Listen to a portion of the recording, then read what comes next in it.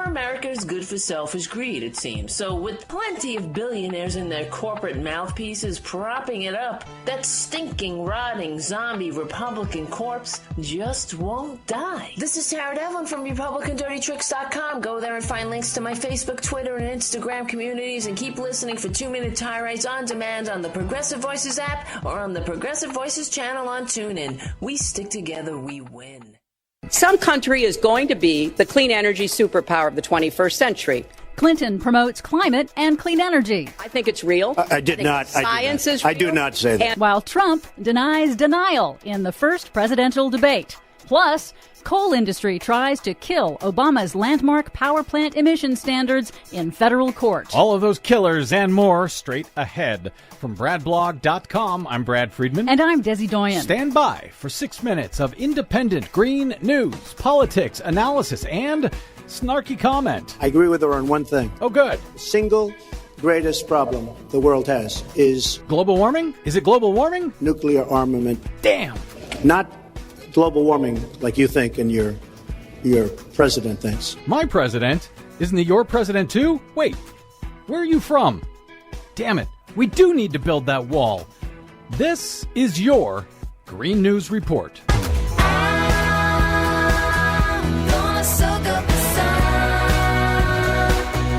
Okay, Desi Doyen, the first presidential debate, and surprise, surprise, no questions about climate change, but it managed to come up anyway somehow or another. Yeah, no questions at all from debate moderator Lester Holt. That was the first presidential debate, not even on energy, not even as a matter of national security. But as you said, Democratic presidential nominee and former Secretary of State Hillary Clinton brought it up herself, drawing a stark contrast between the two major party candidates on climate, clean energy, and jobs. Take clean energy.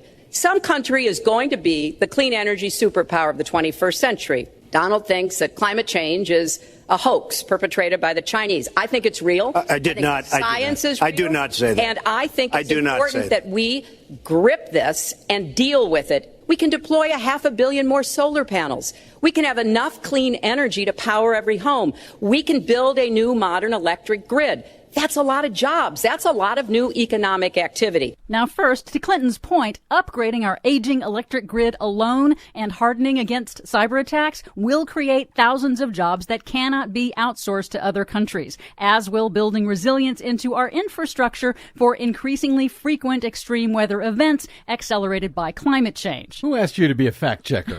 Well, for his part, it is very well documented that Republican presidential nominee Donald Trump has called climate change a hoax numerous times. After denying his denial while Clinton was speaking, Trump then misled uninformed voters and cast doubt on the booming success of the U.S. renewable energy sector. She talks about solar panels. We invested in a solar company in our country. That was a disaster. They lost plenty of money on that one. Now, look, I'm a great believer in all forms of energy, but we're putting a lot of people out of work. Our energy policies are a disaster. Our country is losing so much in terms of energy. All right, Miss Fact Checker, what do you got? Well, he was probably referring to that one bankruptcy of that one solar company, Solyndra, 5 years ago. But he seems to be genuinely unaware of the fact that the solar industry is now the fastest growing job sector in the U.S. It's like all he does is watch Fox News or something. Trump wants to roll back environmental protections for air and water and increase drilling for fossil fuels. Oh, he definitely watches Fox News. He also clearly does not know much about the U.S. energy sector because he's been promising to increase coal mining while simultaneously increasing fracking for natural gas. But those two fossil fuels compete directly with each other, so it's a fantasy. So the reason coal is in trouble is not because Obama and Clinton and their war on coal, but because fracking has now become cheaper than digging for coal. Yes, and the rest of the world is moving away from coal, too. Oh, yeah, there's that. Clinton has proposed a $30 billion economic transition plan to help put coal country back to work on clean energy, but Trump has proposed nothing. So far, the corporate media continues to be allergic to questions about climate change and energy in the presidential debates. So far, even though it draws bright line contrasts between the two major party candidates. And here we are again, 4 years later, after 4 years before that, still talking about the idea that none of these moderators will bring up climate change or global warming in a presidential debate. Meanwhile, President Obama's landmark standards to cap carbon emissions from dirty power plants got its hearing before the D.C. Circuit Court of Appeals this week. The Clean Power Plan allows states to decide for themselves how best to cut their power plant emissions. Tyranny. But coal states like West Virginia and the coal industry have jointly sued to stop it, arguing it's federal overreach. Now, if the appeals court overturns the plan, it will make it very difficult for the U.S. to cut our greenhouse gas emissions in time to avoid catastrophic global warming. And it is also a key component of our international commitment that led other countries like China to follow our lead. So the case is likely headed to the evenly divided Supreme Court, and the balance of that court, and pretty much the fate of the world, is up to the next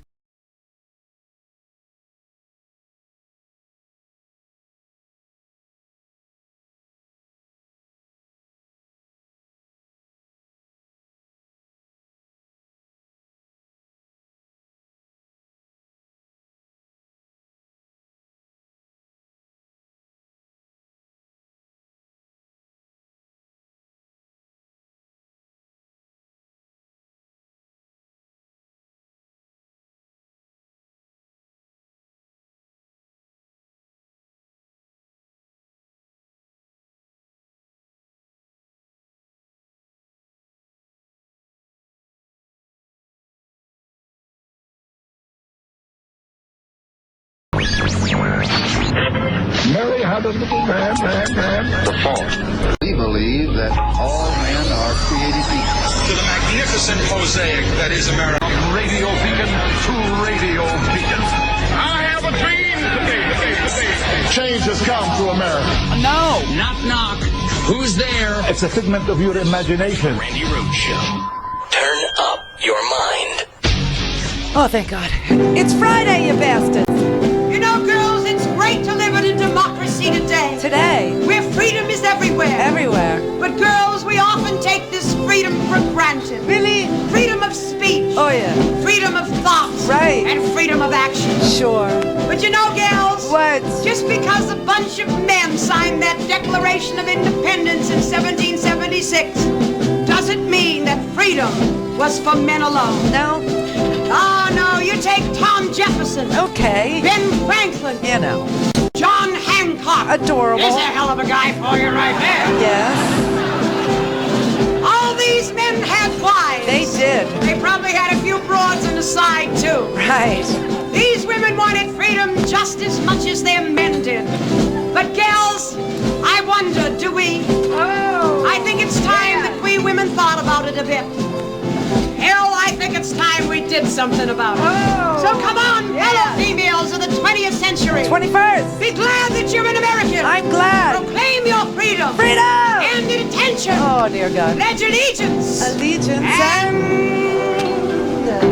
Oh, it's almost beer o'clock. Oh, yeah. And it's all about the blood flow tonight. Oh. I was warned. I was warned in the bathroom watching the CNN, taking a shower, putting on the Mitchum like this. He said, oh, you are one sexy woman. I'm taking a Viagra tonight. I'm like, what for? What for? You stay up at 3 o'clock in the morning and tweet like all the men in the world do, apparently. Holy crap. Oh, my God. Donald Trump spent all night on Twitter again. What is with it? I mean, and he was ranting against, again, Alicia Machado, a woman he says he does not know. He knows her weight. He knows how many stones she weighs. He remembers everything about her, except now he does not know her, but she keeps him up at night. Just the thought of her keeps him up at night. Tweeting. This man literally cannot control himself. Does he wear adult diapers too? I wonder. No control. So the question is, I mean, listen, we got 38 more days. It's like being in a bad dream. This is like a bad dream. You got a guy who wants to be president of the United States of America who is up at 3 o'clock in the morning tweeting.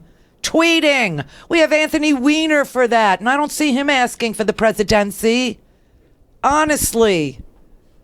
No one is going to choose Anthony Weiner, who also tweets all freaking night long. This is just so, it's like, and now he's saying, Hillary was conned by Alicia Machado. Let me tell you something, Donald. You were so conned by Hillary. Bitch set you so up. Set you up. You walked right into it because she knows you are. It's almost to the point where the fact that he's up at 3 o'clock in the morning tweeting, okay, this is not who you want for president. I can only hope he's on cocaine, okay? I can only hope he's doing methamphetamines. I can only hope he's doing like crystal, okay? Because at least there's rehab for that. There is nothing that will help Donald Trump if that's not his problem. Like the lady that called us yesterday who was, holding the crack pipe as she was dialing. They burnt his tax returns. Remember her? Why do you people call the last 2 minutes of the show? Why? Why do you do that? Call me now. Call me early. I'll keep you on for like 2 hours. It's Friday, okay? Honest to God, man. This guy at 3 o'clock in the morning is tweeting and playing Candy Crush, and he says, I'm ready for the 3 a.m. phone call. Yeah, if it's from Tinder. Do you know what I mean? And then you have to take a Viagra and hope that she doesn't come for an hour. And I mean over to the apartment. I just hope to God this is his problem. I hope this is that he's on cocaine. I really do. I mean, there is no rehab for what is wrong with Donald Trump. It's just the most amazing freaking thing. But I'll tell you this: Hillary played him like a little Chinese girl with a violin. Do you know what I mean? Oh. My God, if Hillary could play Vladimir Putin like she just played Donald Trump, then Crimea will be the 51st state. Tremendous! Yeah, we'll have another one. Don't worry, they're Caucasian. They're all Caucasian, I know. I'm from there. But honest, this is just like the most amazing thing I've ever seen in my life. I just want to wake up and it would be November 9th already, and this will all be behind us. It will all be over. Nobody will talk about Donald anymore. Nobody will remember him a year from now. He'll go back to reality TV where he belongs. He'll fire people. He'll solve the big issues of the day, like whether to fire Meatloaf or Gary Busey, right? He'll find his pride in being a bald man. It'll be good. It'll be really good. But for right now, he's up tweeting at 3 o'clock in the morning that Alicia Machado has a sex tape. Really? Why don't you just call her a beaver? Why don't you just get it over with? We hate that. Just call us that. I mean, what else? There is no sex tape, by the way. There's none. There's a sex scene from a TV show that she was in as an actress. For him, this is porn. You know what this is like? It's like the worst dream you ever had. Like for me, I used to have the DJ dream. I don't know if you know what that is. Everybody's got a sort of a work-oriented dream, right? Where you work out all the pressures of the day in your dream. That's what it's for, the REM sleep, which is why Donald is unstable. I don't believe he ever gets into REM sleep. I really don't.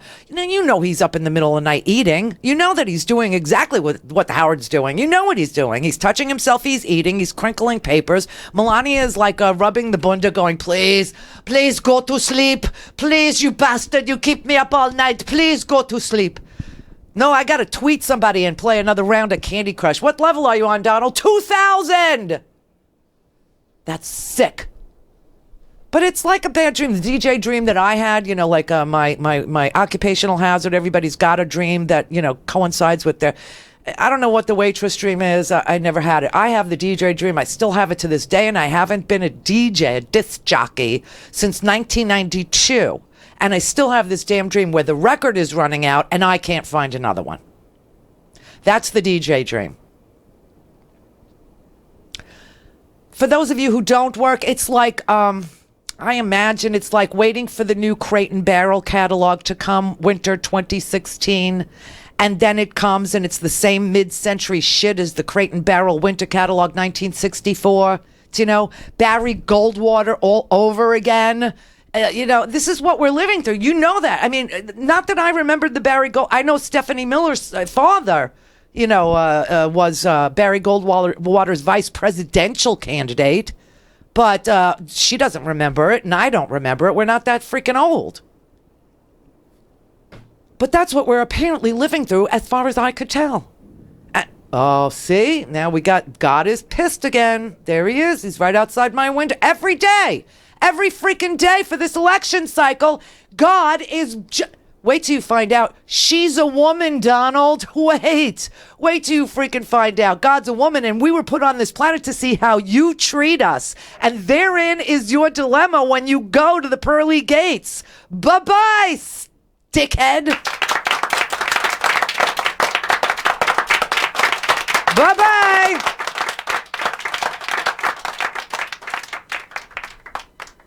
Did you happen to see a little clip of Omarosa, the reality TV star that Donald Trump made into his African-American outreach? God's pissed. He made Omarosa into the African-American outreach directress. Did you happen to catch this? Oh, check this out. This is dangerous. Okay, this is like really creepy stuff, but it's real. This is Omarosa telling you why Donald Trump is running for president and what we will all have to do once this election is over. Every critic, every detractor will have to bow down to President Trump. It's everyone who's ever doubted Donald, whoever disagreed, whoever challenged him. It is the ultimate revenge to become the most powerful man in the universe. Ooh, it's like General Zod in Superman. Yeah, you will bow. Now that's creepy. You know what that's from? That's from The Choice. That's from that Frontline special we watched the other day. Remember? And I played you, the bankers talking about Donald Trump had never taken a class in economics, apparently, because he didn't understand anything about money, that he was a billionaire who acted like a thousandaire, right? That he had absolutely no idea how much money he owed or that the bankers, wanted their money back. But that's Omarosa from that same special. And she said, everyone will have to bow down to Donald Trump. Everyone who ever doubted him, everyone who ever spoke ill of him, will all pay. He will have the ultimate revenge. He will become the leader of the free world. Omarosa, you do realize you have a vagina, don't you? And all he thinks about that is that you're expensive. That's all he thinks about. This is what he told Howard Stern. Vagina is expensive. Yes, it's true. The whole thing with Ivana was very public and all that. But as Donald taught me one very important lesson. What did he teach you? He took me aside at his wedding and he said to me, now I'm getting remarried. He said to me, Howard, vagina is expensive. That is what he said to me, and I'll never forget those words. And the guy was right. Those are exact words? Those were the exact words, ladies and gentlemen. And don't I know it? And doesn't my wife keep reminding me of that? The great Donald Trump, everybody. Thanks for coming by in the birthday show, Donald Trump. Yeah, he was right there. He told him, I'm at my wedding. You know what I want to say? Not that I love her, not that she's beautiful, not that she was worth blowing up my other marriage, no matter what wedding it was. I don't know if it was the first wedding, the second wedding, or the third wedding. But, whatever it was, it's vagina is very expensive. Omarosa needs to learn this lesson very, very quickly, because while women's issues didn't seem to be at the fore of this election, even though Hillary Clinton would be breaking the ultimate highest, hardest glass ceiling by becoming the first woman president, I don't actually think this has been about women's issues so much. But Donald is making it about women's issues. Now, what would women's issues actually be? Well, let's see. Donald has had a very bad experience having to give half of everything to his ex-wives after he cheated on him, so I guess divorce law might change. Yeah, he said that women need to be punished if they have an abortion in some manner. And then, of course, that was a day where he flip-flopped 3 times in one day. Woo! And he settled on, no, the doctors have to be punished. So abortion laws will probably change. Of course, the rules around hiring and pregnancy will have to change. Single moms issues will have to change. Domestic violence and your ability to report it and get action or have your husband arrested, that might change. I never even thought about it before. For me, this was not about women's issues, this election. This election was not at all about it. It was about the economy. It was about terrorism. That's what I thought it was about. And I looked at Hillary Clinton's economic plan. And I looked at the score that it got from great economists around, think tanks and around the world. They all said Hillary Clinton's would create 10 million jobs and it would cost us nothing because she was going to raise taxes on the top and limit deductions to 28%, something we've all agreed to do for years, but Congress hates Obama, so they didn't move on it, even though it was their freaking idea, and it's a good one. So, I looked at her economic plan. I looked at her education plan. After Bernie got, his little tenterhooks into her, she started making some more sense about it. Families that make less than $250,000, your kids can go to a public college tuition free. Oh, we're just going to get swept away before this election is over. See, this is now my nightmare because I feel like this whole thing has been a really, really screwed up dream. It just doesn't feel real. That the stories that we're talking about, Donald Trump staying up all night calling, talking about women in sex tapes that don't exist at 3 or 4 o'clock in the morning, and saying, is this man who I want for president? Yes, I think he is. Really? It just blows my mind. This can't be real. And I just feel like we're not even going to make it the 39 days. The storm is going to come and the apocalypse will happen and I'll be lifted right out of my brand new Keds. They're so white. You ever get a brand new pair of Keds and they're like super white? They're so freaking white. And I just want to live long enough to get them a little bit, sandy, a little bit dirty. And I just don't think that's going to happen. This just doesn't feel real. 23 after. For a commercial-free, on-demand, whenever, wherever listening experience, visit RandiRhodes.com for your personal premium podcast today.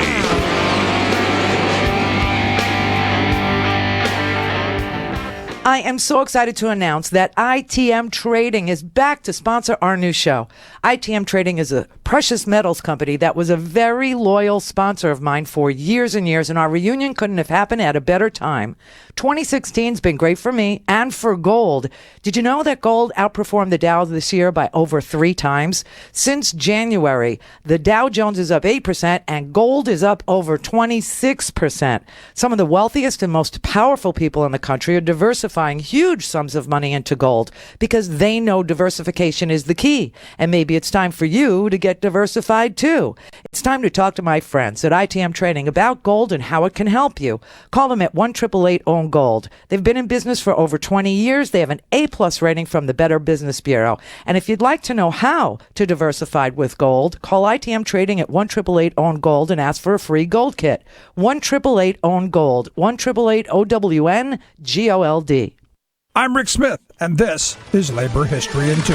On this day in labor history, the year was 1919. That was the day that began the Elaine Massacre. The massacre took place in Arkansas, where more than 100 black farmers and sharecroppers were gunned down for daring to organize their labor. The year before, a black farmer by the name of Robert L. Hill had founded the Progressive Farmers and Household Union of America. Union members pooled their money to purchase land. They also hired a lawyer to sue planters who did not give black tenant cotton farmers their fair share of the profits. The group grew in membership in the Arkansas Delta region, including near the town of Elaine in Phillips County. But white landowners would not allow this challenge to their power. Armed white militias came to a church where the union was holding a meeting. The black attendees were also armed. Gunfire broke out. In response, white posses and federal troops unleashed a wave of terror across Phillips County. Hundreds of black residents were arrested. At least 100 black Arkansans were killed. Some estimates of those murdered is considerably higher. 5 white people also died. 122 black men and women were charged with murder. 12 were given the death sentence. No white vigilante, however, was ever charged. The convicted African Americans appealed their cases. One appeal for 6 of the defendants went all the way to the U.S. Supreme Court, where it was overturned in a landmark ruling. The year of 1919 was one of the deadliest years of violence against African Americans in U.S. history. Civil rights activist James Weldon Johnson called those bloody months the Red Summer. 26 race riots left thousands of African Americans homeless and hundreds dead, from Chicago Chicago to Washington, D.C. to Omaha. Clear for takeoff. The Randi Rhodes Air Force. Air Force. RandiRhodes.com.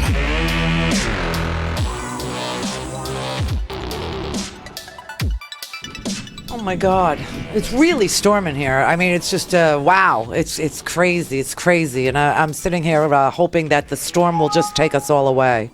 Just take us all away, really, because this is like nightmare territory.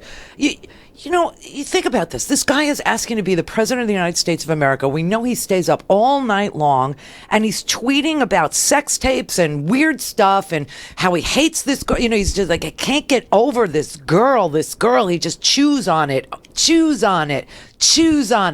over the course of days and days and days, and then he gags on it, and he gags, and then he tweets it.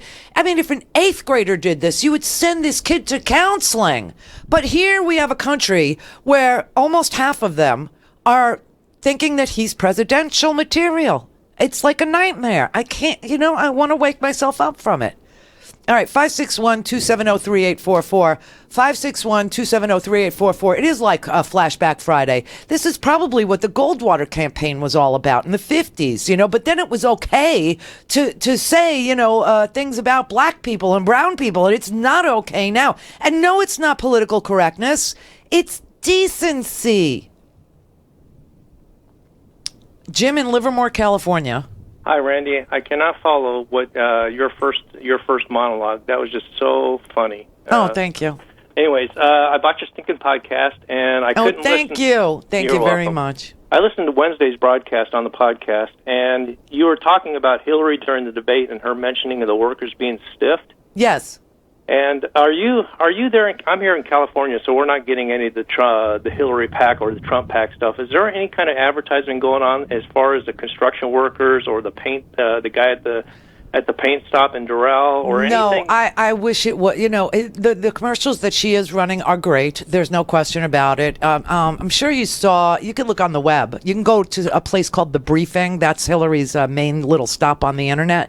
And you'll see all her commercials. The one that they're running now is powerful, but it's talking to women. See, what she's looking for is the female vote, because she can't win without married women. And so, single women are all about her, but married women are kind of, doing what their husbands are telling them to do. It's kind of creepy. So she's got this commercial where young girls are looking in the mirror.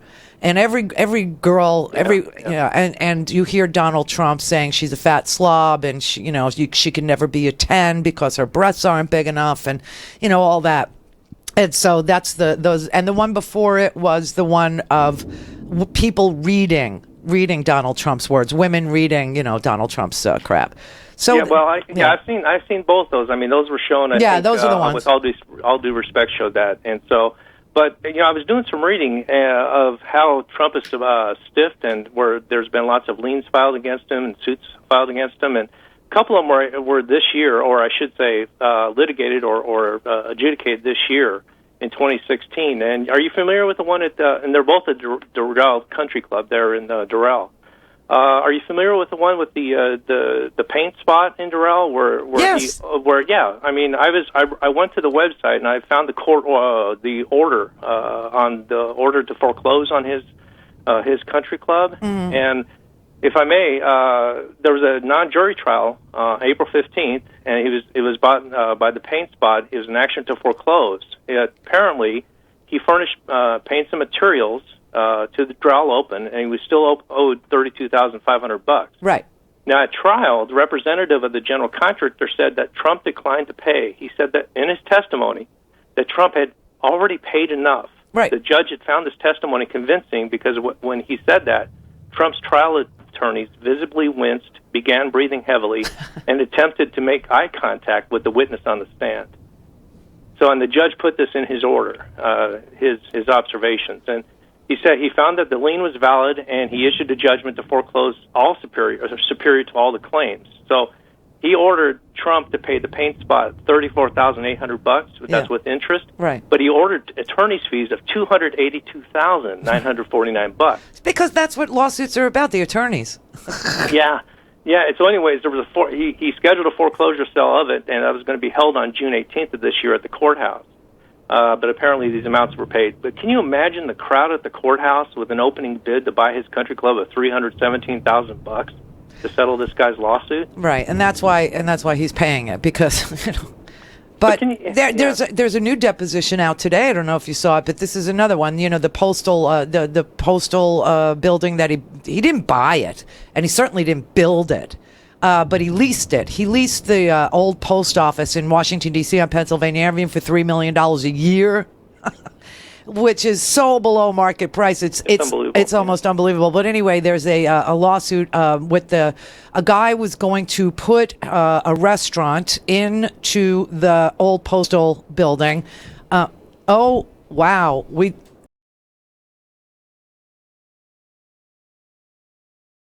So... are we on the air or not?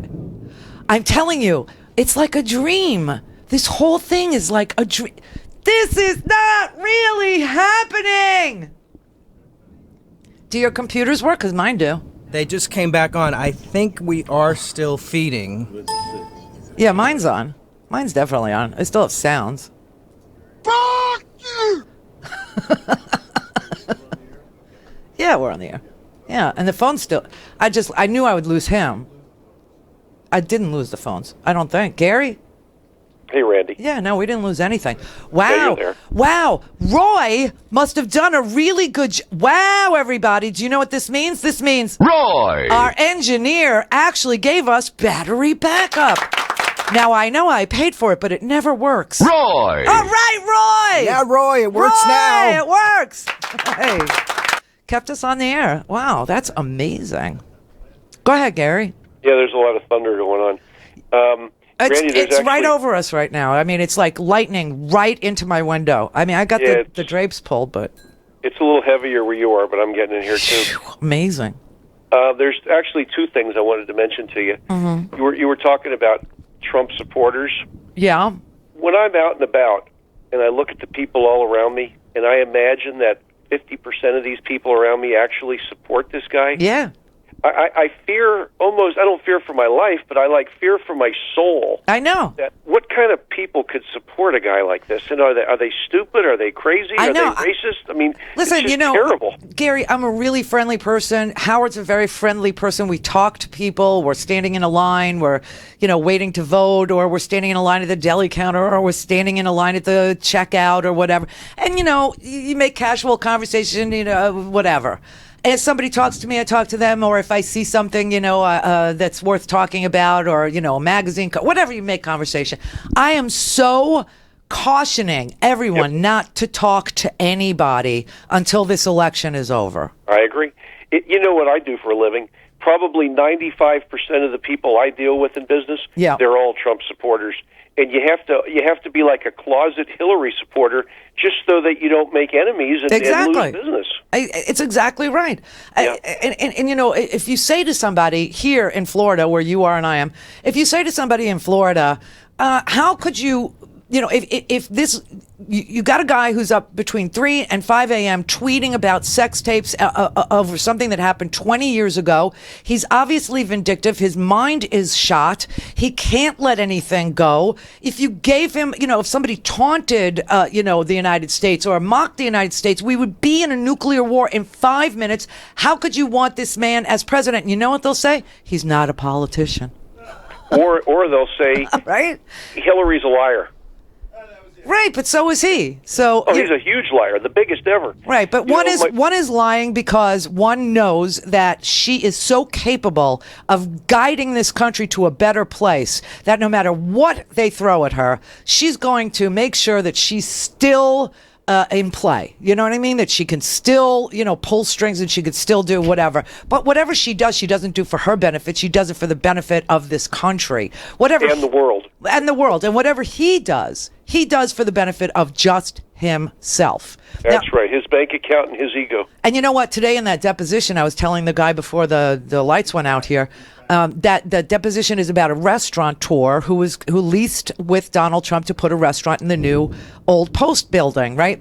And the restaurateur pulled out of the lease or sent notice that he was canceling the lease because Donald Trump's moral turpitude was so vile, meaning he had said Mexicans were rapists and murderers, and this guy, the restaurateur, said his staff is 90% Hispanic, and he would not put a restaurant with, or his employees in that position, to work in a building where the landlord was a racist.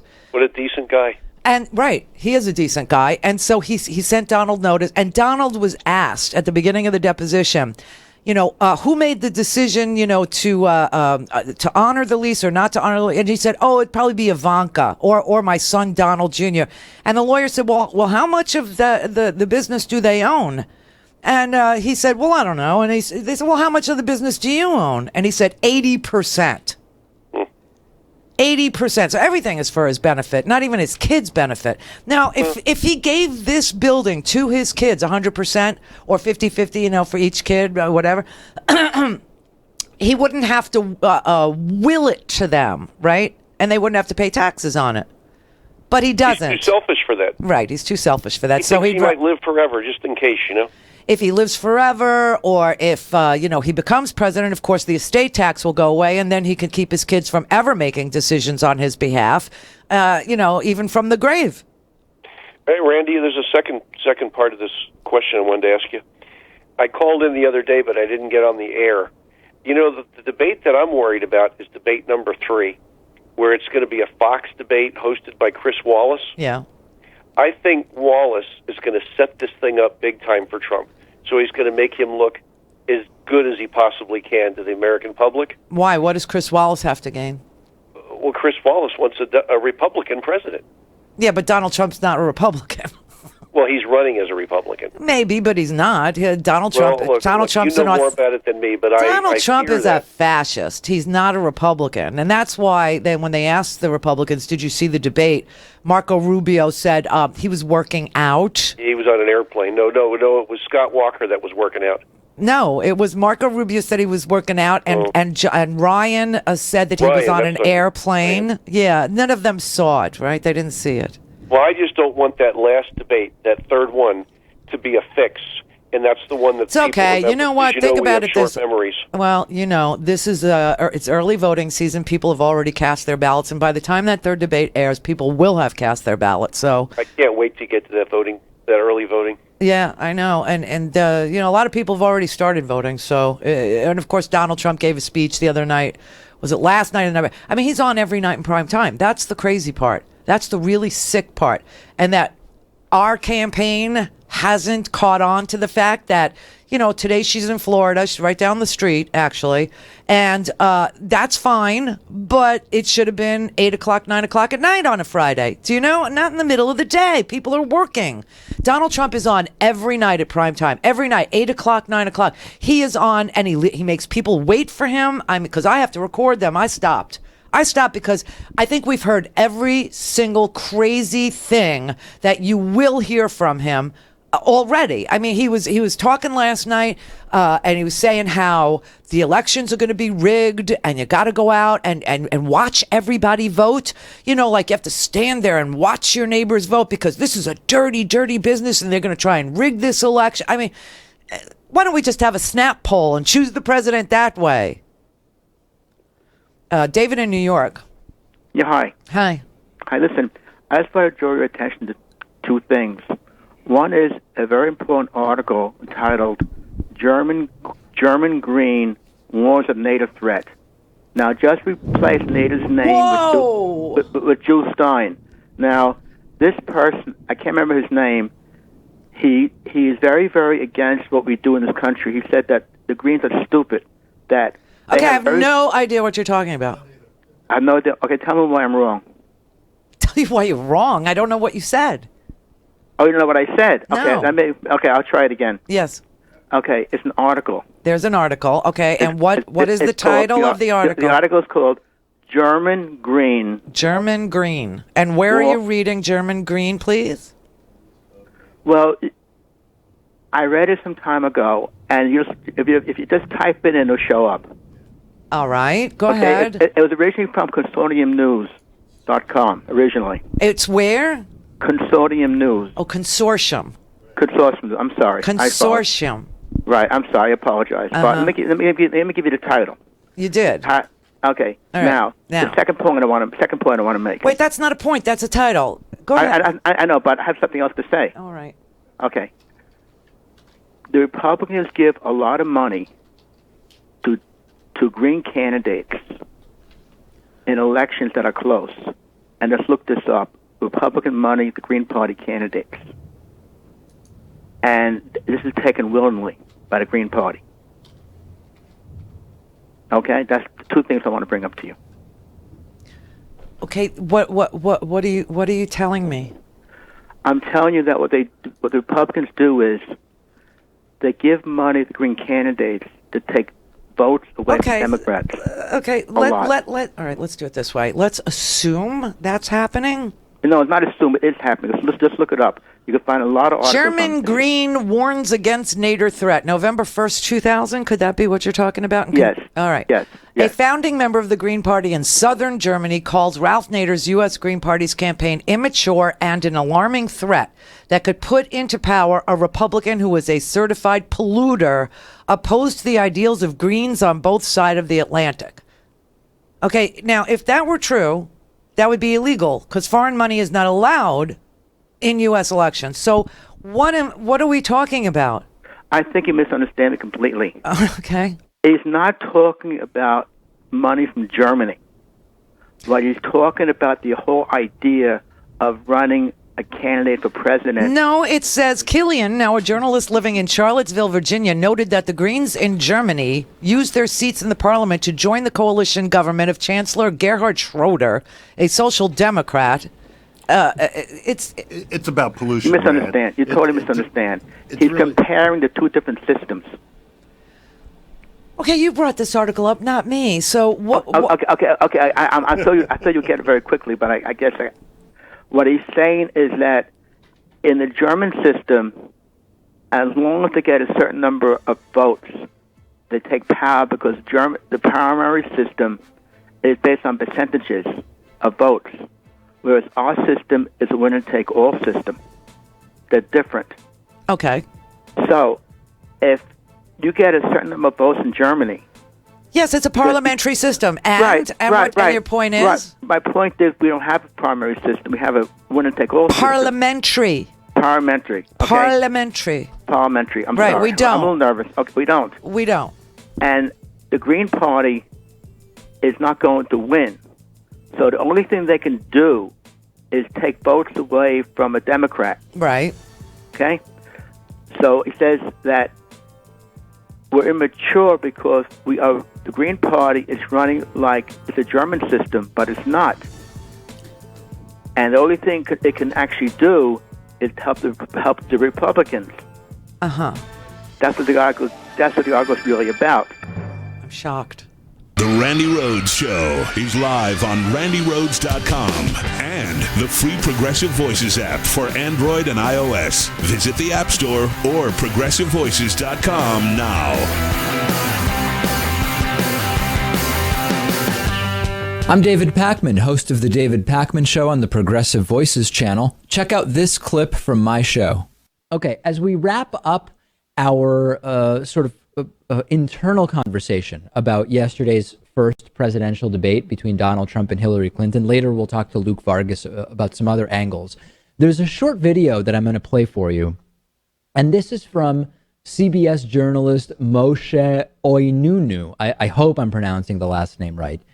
Mr. Oinunu posted a video. This is from the Spin Room after the debate, where Donald Trump claimed that his mic was defective. He alluded to having been given a defective microphone on purpose during the debate. It's a little bit hard to hear. It's very bizarre because you could hear Trump perfectly fine during the entire debate. So where is this defective mic stuff coming from? Let's take a listen.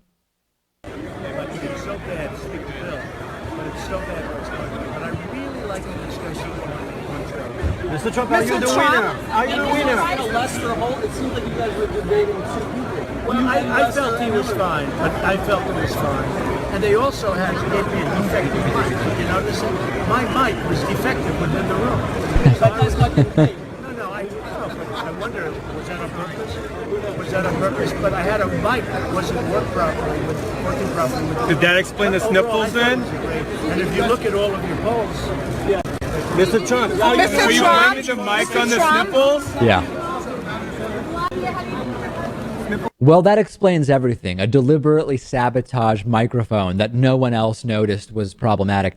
I guess when he says it was not working well in the room, maybe it was working fine for the TV transmission, but for the monitors that were in the room, maybe it wasn't working. Nobody else has mirrored that sentiment.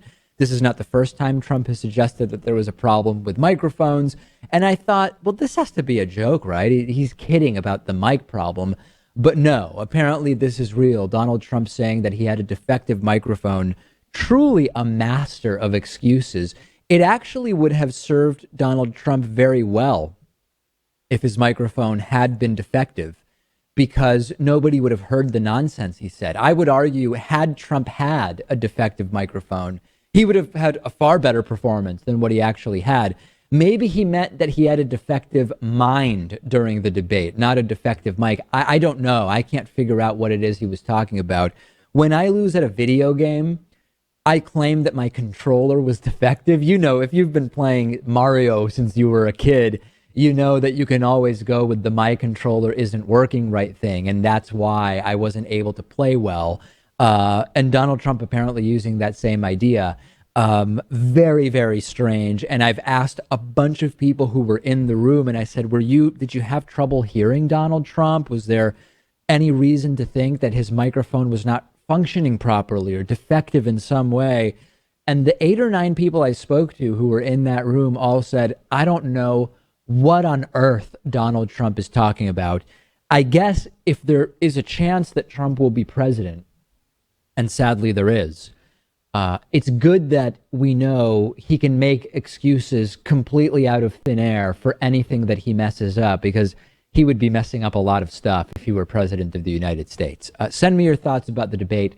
I'm on Twitter at @dpacman. We will take a break and be back with Luke Vargas after this. You've been listening to part of the David Pakman Show on the Progressive Voices channel. For full audio and video podcasts, interviews, and more, go to davidpakman.com and check out our YouTube channel at youtube.com/The David Pakman Show. The Randi Rhodes Show is brought to you by our partners at ITM Trading. Call them at 1-888-OWN-GOLD and ask for a free gold kit. 1-888-OWN-GOLD.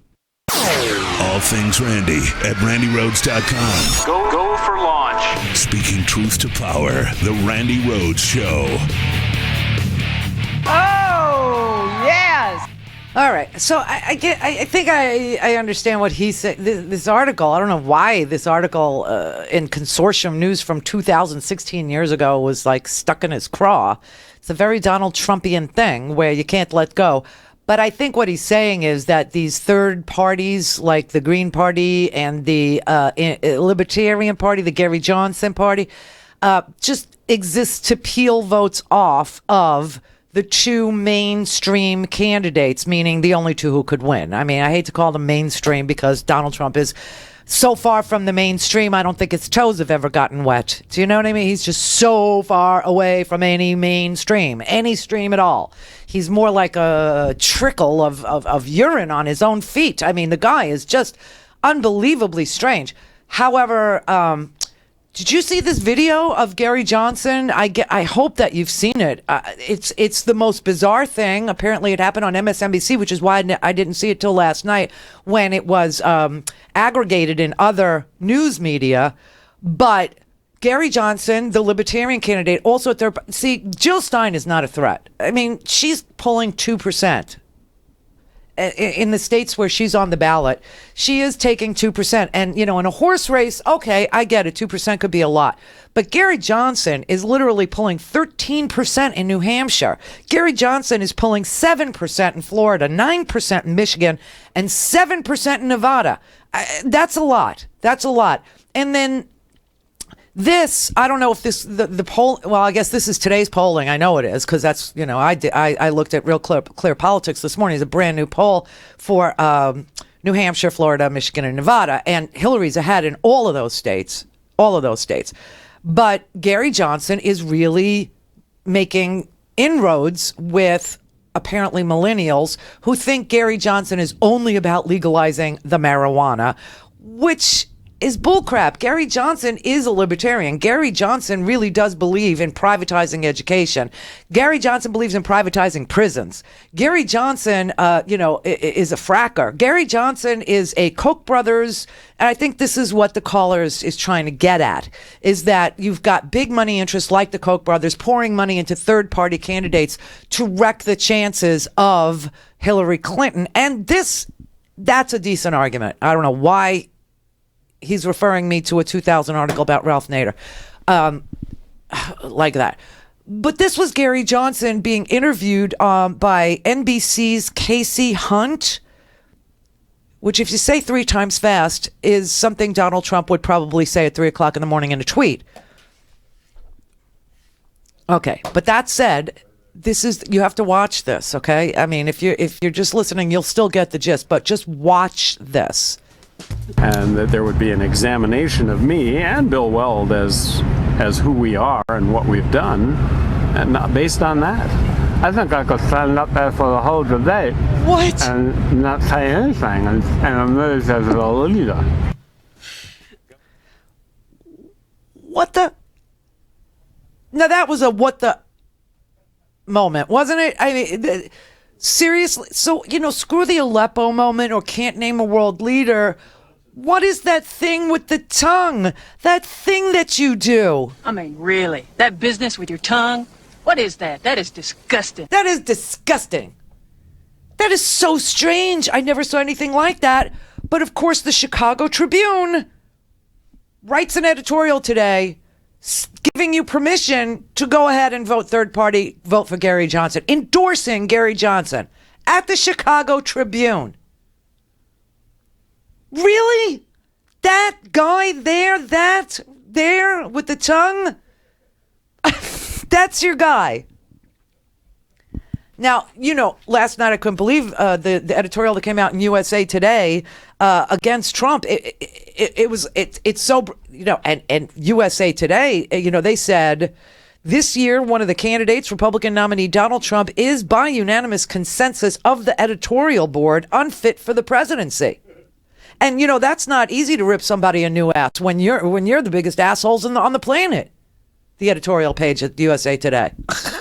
The Wall Street Journal is endorsing Hillary Clinton. The freaking Wall Street Journal editorial page telling you get over your Clinton derangement syndrome. That was the title.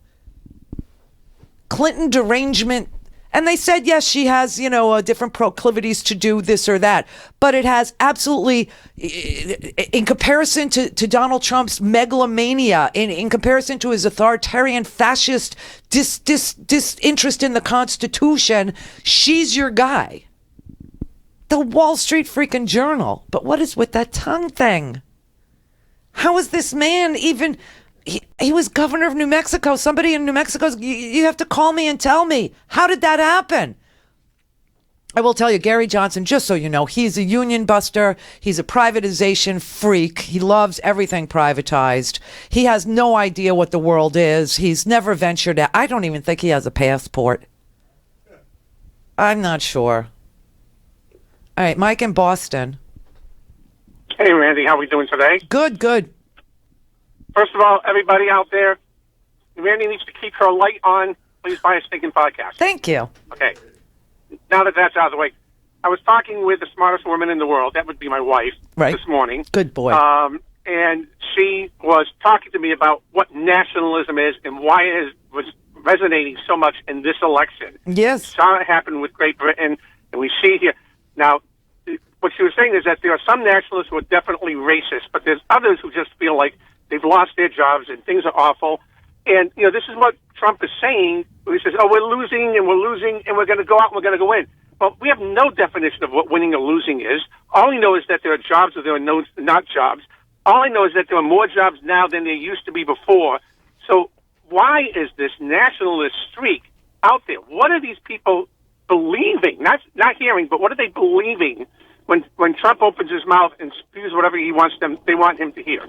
What are they believing? They're believing that Donald Trump despises black and brown people who the white nativist, nationalists, whatever you want, Nazi, supremacists, whatever you want to call them. They believe that they're losing control over this country and that they will be replaced, not join with, not, expand the salad bowl that America is, or whatever you want to call it, the melting pot. I don't think it was ever a melting pot. Never thought so. I don't think we melted together. I think we're more of a salad bowl where you got the hard carrots and you got the hard cucumber and you can chop, but they'll never meld. They'll never melt together.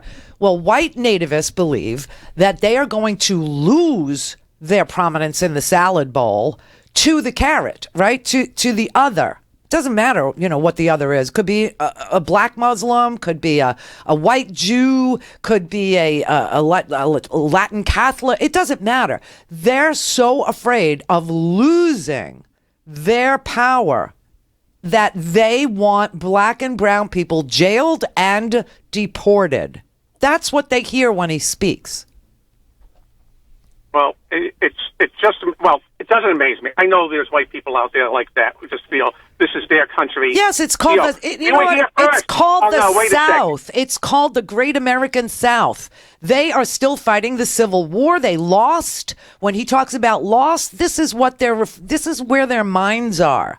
That if we hadn't lost the Civil War, everything would be different. And yeah, it would be, because you'd own other people, and that is what they want. Right, and when the civil rights movement came around, suddenly the Confederate flag became popular again because, oh wait, you could hold slaves under the Confederacy. Not just slaves, but Jim Crow, and keep people from voting, and they don't get to read the Bible, and you could lock them up without any reason. You could let them go to separate schools. They didn't have to see each other. We didn't have to split anything, including our public money with them, and then the whole welfare queen with Ronald Reagan, and then we find out more white guys are on disability than, any other group. And they've been on it for 20, 30 years. They haven't worked, I mean, look, this is pure racism. This is pure bigotry. He opened his campaign. He opened his political activity with birtherism, and then downshifted into Mexicans are murderers and rapists, and then a ban on all Muslims, and then actually proclaimed that because a judge who lives in Indiana, was raised in Indiana, had Mexican lineage, that he could not sit in judgment of Donald Trump. They hear that. And no matter what his policies are, no matter what his, hawkishness, the level of hawkishness, or nuclear war, or agitation, or the retaliation for somebody taunting him, they don't hear any of that. They don't hear any of it. All they know is he's a white supremacist, and so are they. He's their guy. Well, thank you. You're Thank welcome. You very much. I mean, the second he started with the birtherism and then announced he was running for president, and the second thing he said after I'm running for president is, when Mexico sends their people here, they're sending rapists and they were like all in. It didn't matter what, if he put out a policy position or never did. And if his policy position was going to cost us $10 trillion and lose us 3.5 million jobs, who the hell cares? They're not working anyway. They just know white nationalism, white nativism, white supremacy, fascism, and Nazism is something they're dying to see. The Randi Rhodes Air Force. The Randi Rhodes Show is live on RandiRhodes.com and the free Progressive Voices app for Android and iOS. Visit the App Store or ProgressiveVoices.com now. Hi, we're back, and everything is possible again. Isn't it beautiful? Well, if you want to keep it this way, buy a stinking podcast. Oh, yes, you have to buy a stinking podcast. And you get that at RandiRhodes.com, where we're open all day, all night long. RandiRhodes.com. Get your stinking podcast.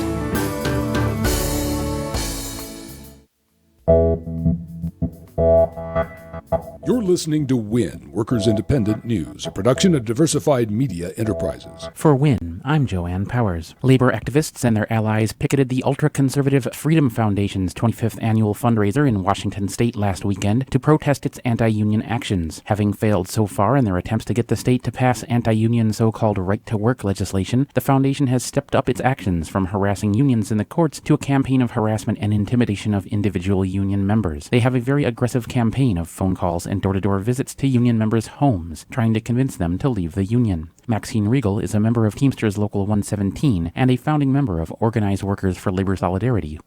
Many members certainly feel that they are being harassed. And the Freedom Foundation is currently in court to try and get the full name and birth date of all Washington state public employees and expand this campaign. Regal says that at its peak, there were 100 people on the picket line. It was really quite inspiring because we were met with overwhelming support. Owls notes that the Freedom Foundation has political and financial ties to major conservative pro-business foundations and individuals, including the Koch brothers, the Walton family, and the John Birch Society. The Freedom Foundation does not directly list the John Birch Society or the Klan as funders or allies, but when you start digging into who funds who and where the money comes from and looking at the political agendas of different groups, that's where you start to see the connections both politically and financially. 1,400 carrier workers represented by the United Steelworkers made high-quality home furnaces for years, making record profits in Indianapolis. So they were shocked in February when they were told their jobs are going to Mexico. United Steelworkers President Leo Gerard says these workers should have been rewarded, but instead their families and their communities are being devastated by the job losses. We need to do everything we can in the upcoming new administration to put an end to this kind of rotten stuff,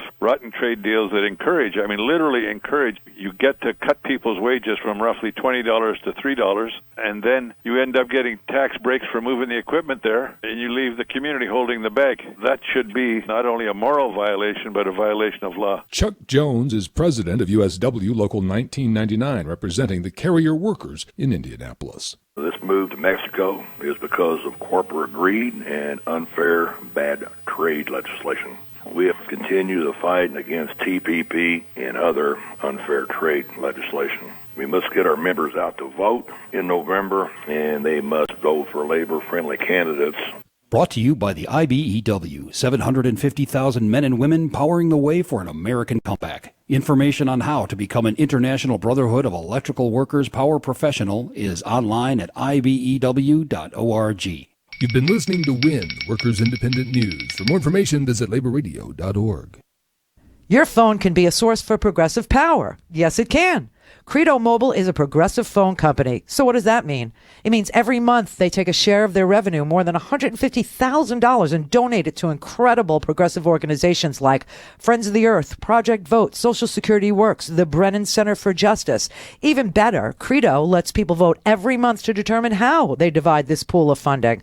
Not only does Credo fund progressive causes, but you get to use the phone of your choice with great service. Right now, Credo has a special deal for Randi Rhodes Show listeners. Go to credo.com/Randy and get $150 off any smartphone of your choice, plus 50% off unlimited talk and text for 1 year. Just go to credo.com/Randy, credo.com/Randy, credo.com/Randy, or call 1-888-533-8225 and tell them Randy from the Randi Rhodes Show sent you. The phone company that represents your values, credo.com/Randy. On the eve of the most important election of our time, bring your friends to an unprecedented event. The Sexy Liberal Tour goes coast to coast. Give it up for yourselves, sexy liberals. God bless you. I'm gonna be elected. Monday, November 7th, just one night. We've got to protect our phony baloney job, gentlemen. The Sexy Liberal Comedy Tour comes to your town. It's a special Get Out the Vote rally with a new original show in theaters nationwide on the eve of the election. What would you like to see a new government bring in? More wine. You've told your friends about it. Now show them what Sexy Liberal is all about. Stephanie Miller, John Fugelsang, and comedy duo Frangela are eager to make you laugh and get out the vote. The Sexy Liberal Show and Fathom Events make it possible for the #1 political comedy tour to come to your city with this one-of-a-kind event at select cinemas nationwide, Monday, Election Eve, November 7th. For more information and tickets, visit fathomevents.com. There's still a world left when this is all over. I'd like to buy you a beer. Hey!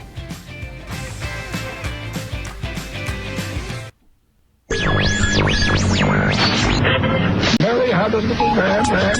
The fault. We believe that all men are created equal. To the magnificent mosaic that is America. From radio beacon to radio beacon. I have a dream today. Change has come to America. I'm the president. Knock, knock. Who's there? It's a figment of your imagination. Randi Rhodes Show. Turn up your mind. At some point, networks decided they could ask questions and the answers would just be someone else's problem, specifically yours. I wouldn't blame it on the moderator here. I would actually ask the viewers to really look at what Donald Trump is saying. Mr. Trump said he would have ordered his generals to seize oil from our enemies. Isn't that against the Geneva Convention, or is that a good idea? Well, I'm no military lawyer, but I think that people can look at the definition of war crimes and come to their own conclusion. You heard her, average American. In your plentiful spare time when you're not working your 2 jobs or watching your screaming kids, why not spend 20 or 30 hours studying the Geneva Conventions so you know whether or not it's okay to steal another country's oil? That's so much easier than asking reporters and moderators to do their fucking jobs. Look, they only have 24 hours. There's no time to report the facts and what people feel are the facts. You gotta choose one. Guys, we are swimming in bad information. Our dads are on Facebook. Chemtrails are not real, Dad. Why can't the media just tell us what's true and what's bullshit? The idea that news network execs traded their balls for ratings, that's just my opinion. And look, I know the newsrooms are trying to fact-check the geyser of mendacious vomit that spews nonstop from the Trump campaign. They even invented the lower third lie detector just for him. Unfortunately, only immigrants read subtitles. But facts without context are as bad as lies. Case in point? They destroyed BlackBerries with hammers in the State Department. That's not what won the presidency. Actually, Evan, hold on. Can you fact check that? Hang on, Evan Perez. Hammers, fact check that for me, please, on the fly. Yes, they did, Brooke. They did. Good, you checked a fact, but you never bothered to mention that government officials are required to permanently delete the data on old devices. They destroy them to keep the data safe. We can't read nerd mags for you, CNN. We're busy with our Geneva Conventions homework. Yeah, that he actually put that in a speech last night too. Oh, you know, they smashed her phones. That is what you're supposed to do, is destroy the hardware that houses the software, because, and he keeps saying BleachBit is like really expensive. Why don't you just do a Google search, Donald, at 3 o'clock in the morning instead of tweeting about beavers and sex tapes? BleachBit is free. It's a free widget sort of a thing on the internets that you can use to delete your data and create more space on your hard drive. But they destroy the hardware so that they can protect the software inside, because it's never really gone, as we all know. But I mean, this is just, it's the most ridiculous. But this is the USA Today editorial. It's entitled, and they are asshats at USA Today. So for them to do this was really quite something. But they called it, Trump is unfit for the presidency. I think they should have stopped right there. Called it a day and gone and had a beer. But they did, they wrote a ton. I mean, this thing is like super, super, super long, because it lists all the categories that Donald Trump is not accomplished in, like telling the truth, like his temperament. They call him erratic. They say he's been on so many sides of so many issues that attempting to assess his policy positions is like shooting at a moving target. A list prepared by NBC details 124 shifts by Trump on 20 major policy issues. Well, I use the New York Times, and they have 117 shifts on 20 policy positions. So I guess NBC is in the tank for Hillary because they found 7 more. Yeah, policy positions. But they say he's wildly inconsistent and he's unmoored in principle. The Wall Street Journal, as I told you, they have said the same thing. Robert Gates, the respected former defense secretary who served presidents of both parties for 50 years, he says Trump is beyond repair. And then they say he traffics in prejudice, which is what we were talking to the last caller about. He can't understand white nativism because he isn't one. He's not a white supremacist. He's not a nationalist. He's not one of these Stormfront people or 4chan people or 8chan people or even Reddit people or even these crazy radio shows where Donald Trump's son has been, appearing on these white nationalist radio shows.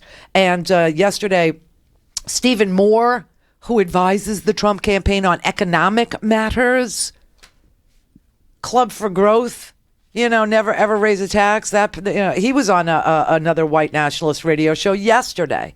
But yes, he traffics in prejudice, and they are signaling to everybody through everything they can, including friendly dank memes, that they are with them, meaning they are with the white nationalists, meaning the Trump campaign gets you white nationalists, and they will bring fascism here to America. Screw the Constitution. No equal protection under law. None of it. Loosen the libel laws. No freedom of the press. Donald Trump wants to make it easy to sue the press. The press, in order to sue the press, there's a high standard. You have to prove intentional malice, meaning you have to prove that if I get something wrong, you have to prove that I intentionally, with malice and a forethought, knew the correct facts, but instead I chose to tell you the incorrect facts to harm somebody's business. That's what New York Times v. Sullivan, which is the case that guides libel and slander in this country.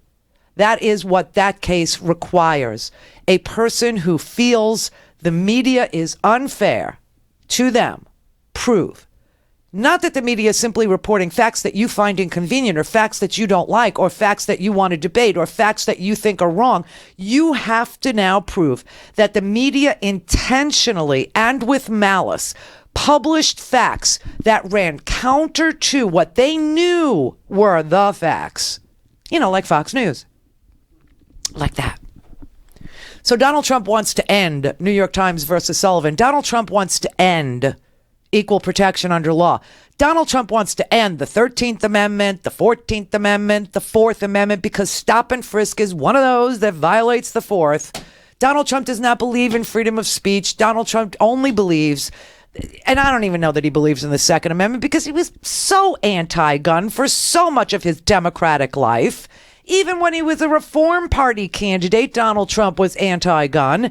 It isn't until recently that Donald Trump says a gun in every pot or whatever the hell he says, and that Second Amendment remedies are what you should use if Hillary Clinton wins. So I don't know what he believes, and nobody does, but he does traffic in prejudice. He has built his campaign on bigotry and xenophobia and just hatred, pure hatred of religions, and wants religious tests, which we shall not have in this country. All this is contrary to America. All of it is contrary to the American dream, American ideals, however you want to phrase it.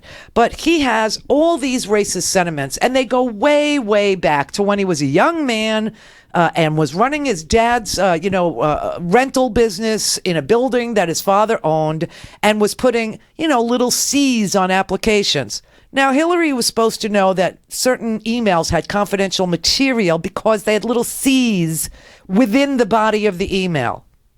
And that meant confidential. But the little C's within Donald Trump's internal documents means colored.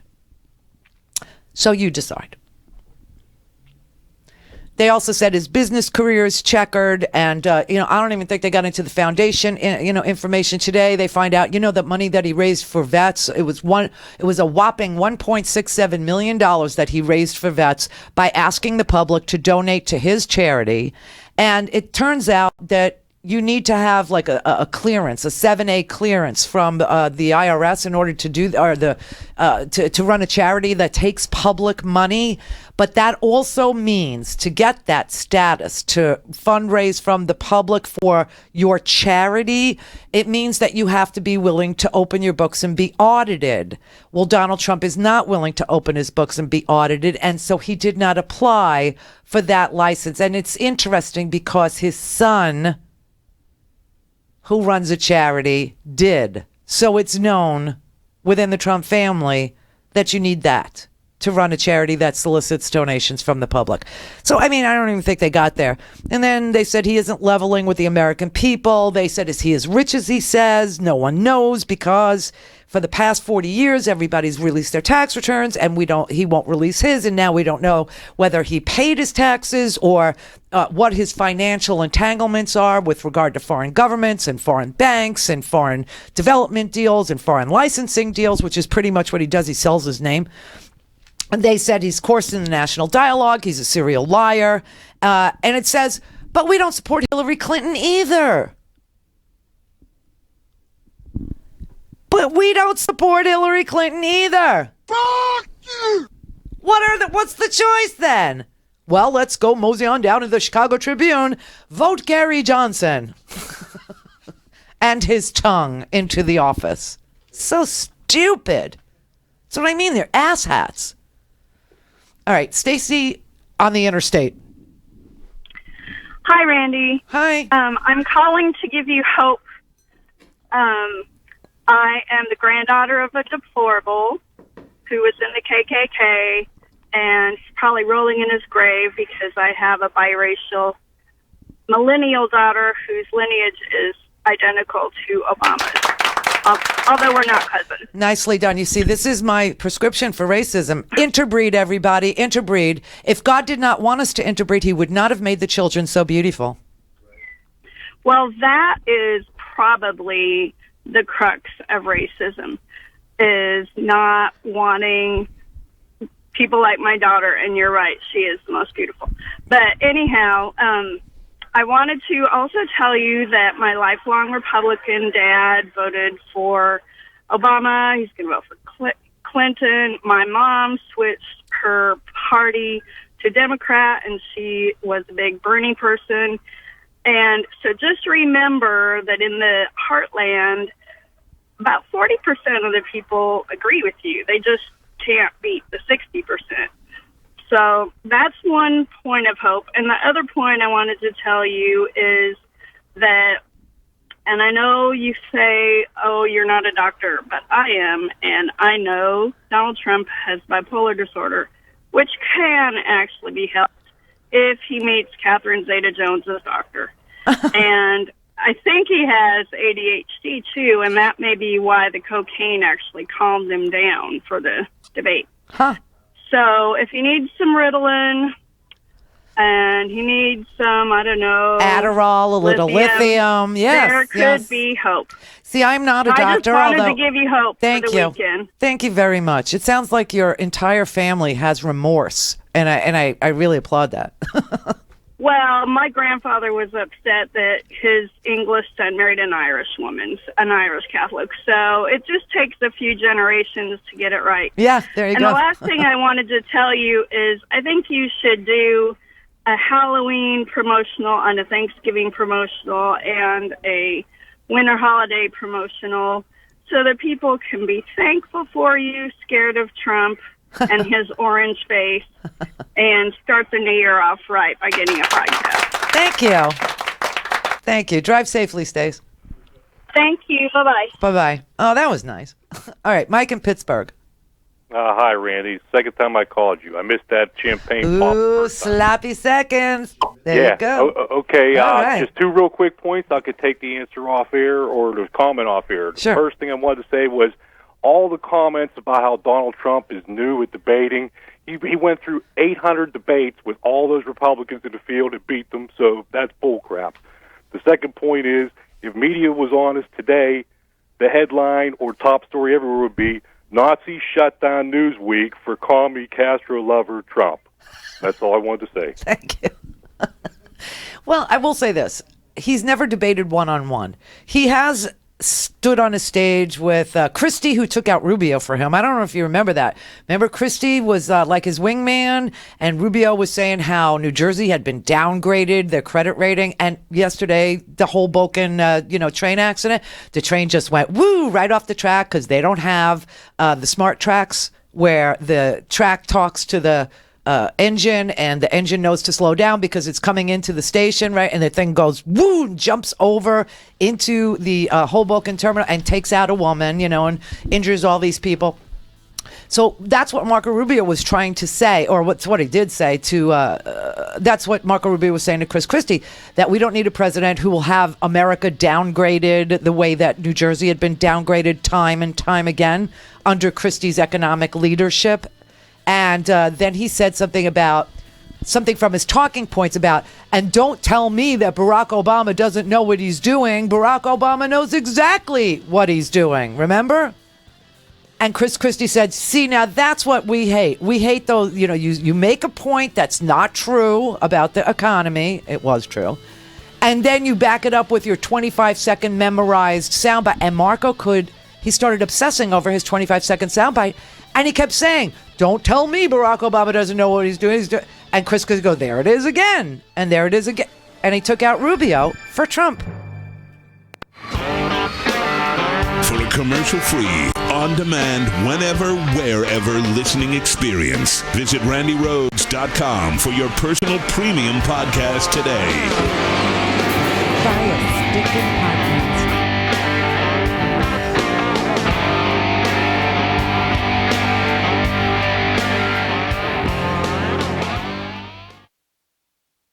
With the Dow rallying back to recent highs, everything looks good on the surface. But the underlying data is saying something very different.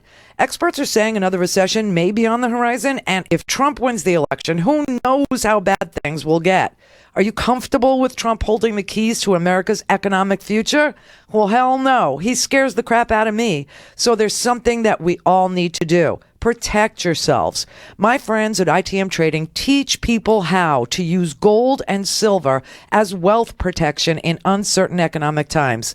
They make owning gold and silver a very simple process, and they even ship it right to your door absolutely free. So call my friends at ITM Trading at 1-888-OWN-GOLD and ask them to send you a free gold kit. It outlines how to protect yourself with gold and silver. Learn what you need to. Get started today. ITM Trading. Call them at 1-888-OWN-GOLD, 1-888-OWN-GOLD, and protect yourself today. Randy sent you. Uncle Dan? Mom? Dad? If you store your guns properly, so not just anyone can get to them. I'll feel safer when I'm playing outside. Safer when walking home. Safer when my friends come over. As your neighbor, I'll feel safer. As a school teacher, I'll feel safer. We'll all feel safer. Your family, friends, and neighbors are all counting on you. If you own a gun, you have a full-time responsibility. When you aren't using it, be sure it can't get into the hands of curious children, troubled teenagers, a thief, or anyone else who might misuse it. Remember, always lock it up. For more information on firearms storage safety, visit ncpc.org. This message brought to you by the National Crime Prevention Council, the Bureau of Justice Assistance, and the Ad Council. To speak to Randy, call now, you bastards. 561-270-3844. Hello. The Randi Rhodes Air Force. I mean, really? That business with your tongue? What is that? That is disgusting. I can't believe Gary Johnson is still in the running. And he is. Here's just the latest polls before we, call it a day here, right? New Hampshire, Clinton. I'll give you Clinton first and then Trump. New Hampshire is 44-38 Clinton. Gary Johnson, 13%. That's nuts. Florida is 46-42 Clinton, 7 Gary Johnson.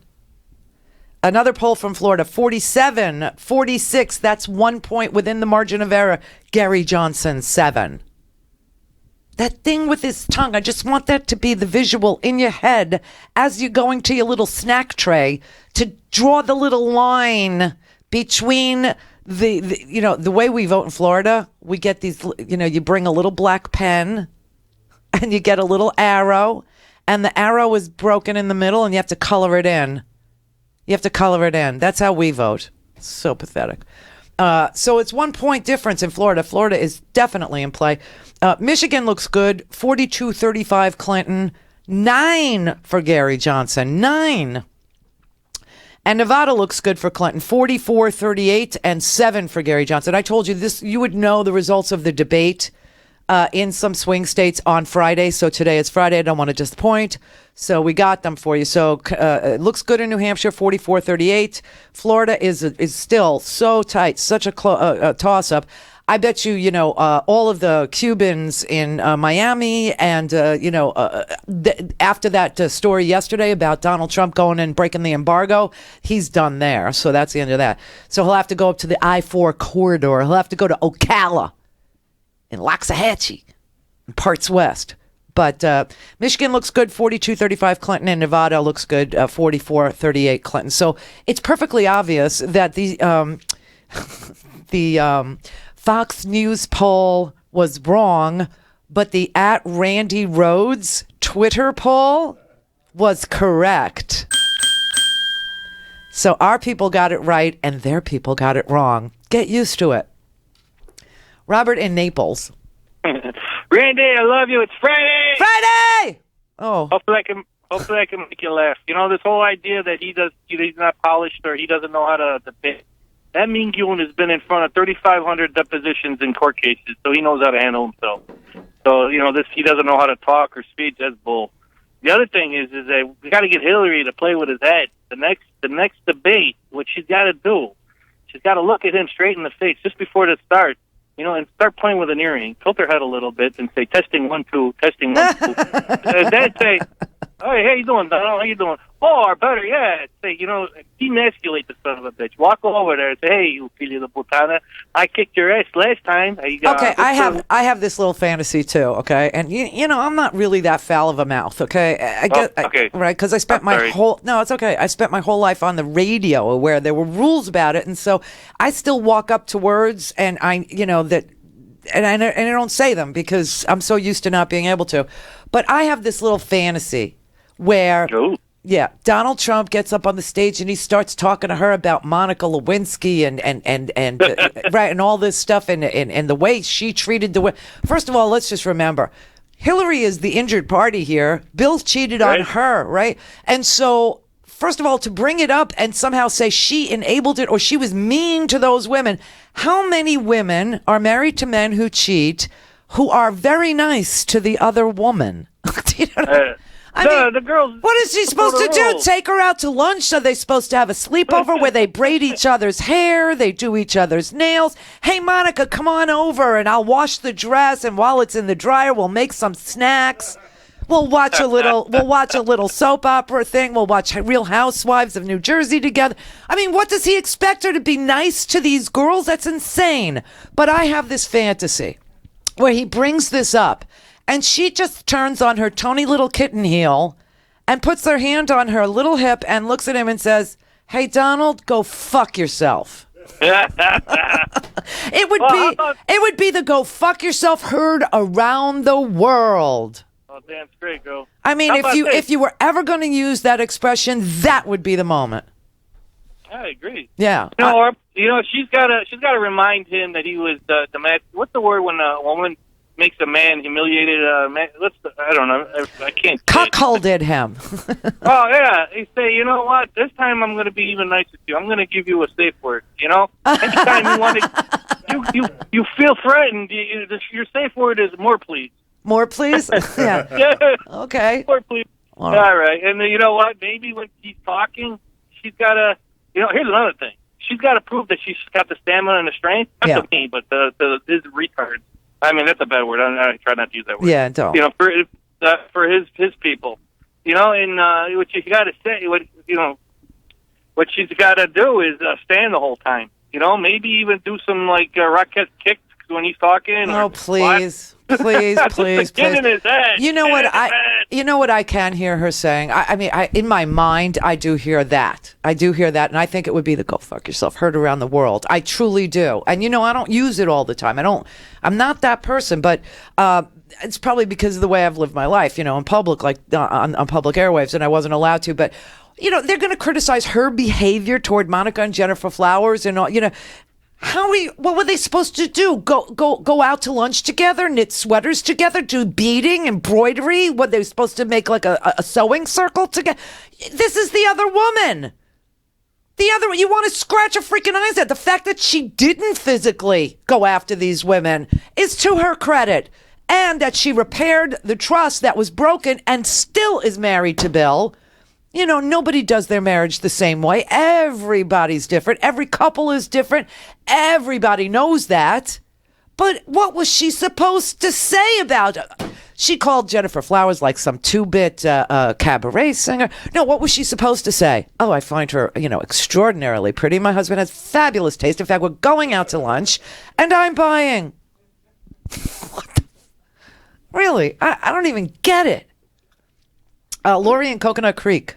Hi, Randy. Hi. Oh, that was beautiful, because I think this whole thing is just down to all women against white guys, uneducated, and those white guys, what Donald Trump is actually doing is, if he goes this road with Monica and Jennifer and all that, he's putting in, like, their heads, well, I wish I could have, you know, had somebody on the side. Listen, 60% of men do cheat in their marriages. Yes, they do. 40% of women also cheat in their marriages. And the other 40% think about it. Of course, everybody. I think about it. You do? That sounds so nice. He's right there. You want to switch? Oh, come on, no. I got the rock and roll musician with the long hair. No, Anthony Bourdain's getting divorced. It's a divorce situation. All's fair. You know what I mean? It's not like, yeah. And if he ever, you know, was down my way. He is on tour, you know. I know. Howard tried to get me tickets in New York. We were going to just... He tried to surprise me this morning. Apparently, Anthony Bourdain and what's his name? Repair? Eric Repair. Eric Repair, the French chef. They're on tour together with some book, and they're going to cook dinner for the guests that, you know, buy the ticket. So he tried to... I know. He tried... He tried. I know. You know what else he did today? He sent me yellow roses for no apparent reason. I love that. I know. Somebody was, isn't it? Somebody was banging at the door, and the dog's barking his head off, and I'm in there trying to edit. You know, so all I do now is edit things. So I'm editing things, and I said, "Get the door," and he's like, "You get it." I'm like, "Get the door." He's like, "You get it." So I go, "Oh, damn it!" So I go to the front door, and it's because it was a flower delivery. That's why he wanted me to get the door.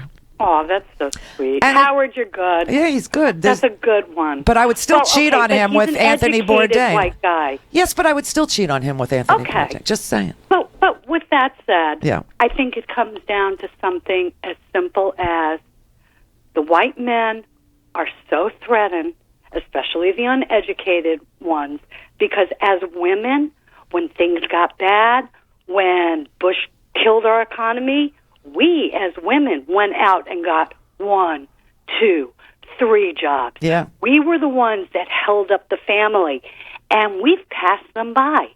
And they're sitting there scratching their ass, excuse me. And other various body parts. And every other, right. And not knowing what to do. And that's, as much as we get all into the minutia of what Trump's policies are and aren't, that's what he's tapping into. And well, you know what? This is what I want women to know, because I don't usually play, you know, like the gender thing. I didn't think it was a big thing in this election. But it is. Apparently, it's huge. So I want every woman out there, married especially, to understand that this man is not going to be down with you if you should have a divorce, or if you should have a domestic abuse situation, or your husband is, doing something illicit with your children. This is not your guy. He's going to change every single law to make white males supreme in this country. Oh, yeah. And put women back to a place that I can't even imagine living in, because I've never lived in a place like that.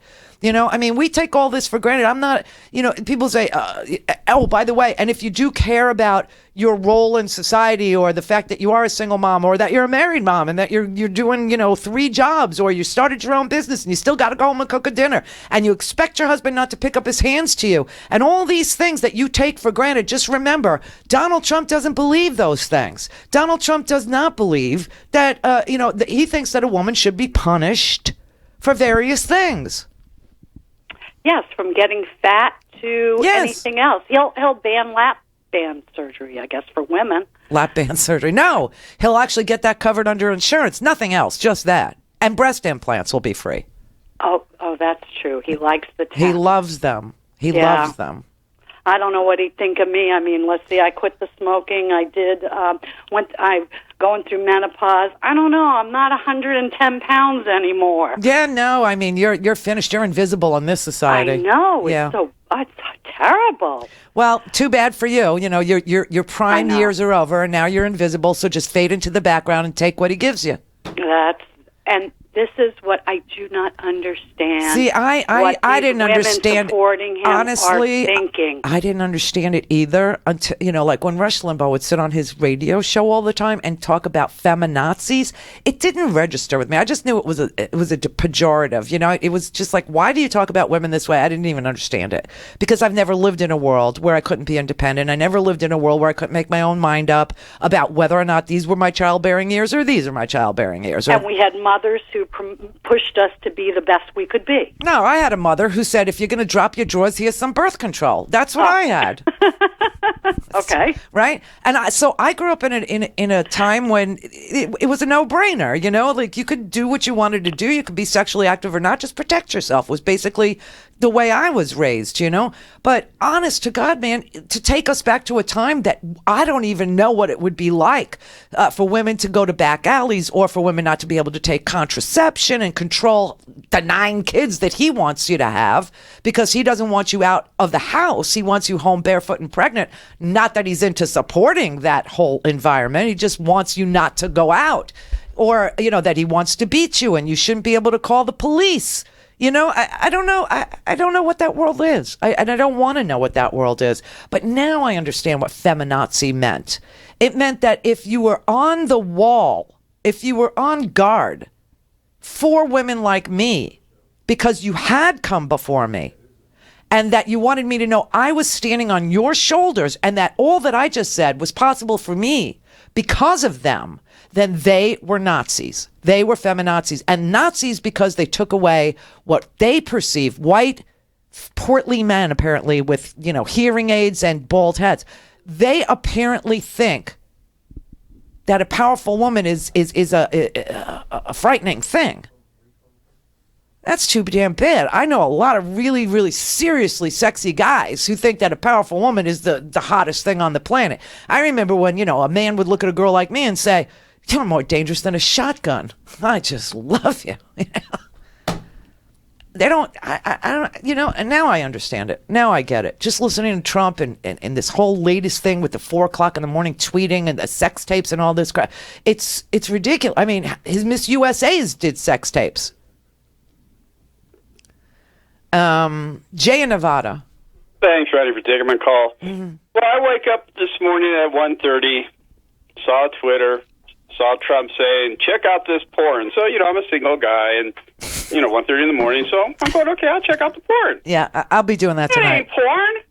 No, it's a scene from like a TV show. He doesn't even know what good porn is. How can it be the president of the United States? Well, just check this out. Listen. What short memories everyone has, especially the media. Melania was on the cover of the New York Post not too long ago, stark raving nude. Right. With another woman. Yeah, exactly. Well, that's why micro penis. You can't. No. Well, no, I'm just saying. I mean, is this like the kettle calling the? I mean, it's outrageous how short the memories are. His wife was on the cover of the New York Post, stark raving nude, and he never got mad at the media. He said he didn't say one word about it, either pro or con, nothing. And now he's got this Miss USA who was in a TV show that had a bed scene in it where they're under the covers, and he calls that porn. I mean, yeah, exactly. But let's get to the serious part of this. Yeah. Here this guy is trying to be the president of the United States. This is what he's going to do if he gets butthurt from a leader of another country. Yes. That doesn't agree with him, that won't do what he wants, whatever they're trying to negotiate. He's going to be on there saying, blah, blah, blah, doing this. I think I'm just going to bomb him. Yes. You know, he's going to be like a little... And not only will he take us into war because he feels personally slighted, but he will be lowering taxes at the same time, which is exactly what Bush did, and we will have the same result.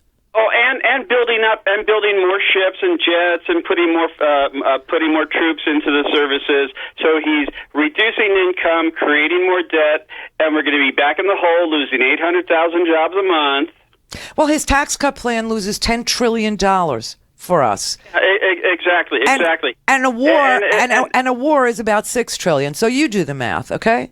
So already just those two things. Because his followers don't like math. Well, too bad. Those two things alone, a $10 trillion tax cut that takes $10 trillion out of the Treasury and puts it into the pockets of millionaires and billionaires, plus another $6 trillion worth of war and military spending, is $16 trillion more to the debt, because he says he's going to borrow the money in order to accomplish these things. Oh, yeah, and then he can default on it or whatever and buy down the loan or whatever. No, he'll default on it, and he'll become the dictator. He'll become the person who owns America. Right. It's just amazing. Oh, and the C on the applications, you got that wrong, you know. What? Well, it's meant for the breast size. Anything above C and above, then he rents to. Double Ds, triple Fs. What if you're a man? There's no category for that. They don't make no marks, and he doesn't rent to anybody. Yeah, see, that's why I think it's colored. Yes, yeah, I do. And then what I think what Hillary should do in the next debate. Yeah. This is what I think she should do, is before it happens, say, Donald, is your mic okay? Because I don't want you to have any problems later on after the debate. Yeah, because I want you to be happy. It's very important to me. It's very important to me. And then also maybe have a couple golf balls in her pocket and then toss them over to her and say, here, Donald, have your balls back. She should keep the balls in a purse nearby the podium and say, reach in a mayonnaise jar. There you go. What is it Johnny Carson said? Yeah, exactly. Mayonnaise jar, on Funkin' Wagnall's porch in a hermetically sealed mayonnaise jar. Exactly. Right. Yeah, thanks, Randy. You're welcome. Yeah, the only thing wrong with Donald Trump's mic was it was on. That's what's wrong with it. You heard Hillary, right? She was really good. She goes, anybody who's complaining about the microphone isn't having a good night. That's the truth, man. All right. 43 after.